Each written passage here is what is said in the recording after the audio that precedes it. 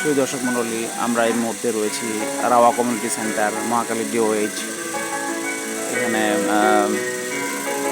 আমন্ত্রিত অতিথিবৃন্দ এসেছেন এবং এখানে আমরা দেখতে পাচ্ছি যে সবাই অনেক অতিথিবৃন্দ এখানে এসেছেন।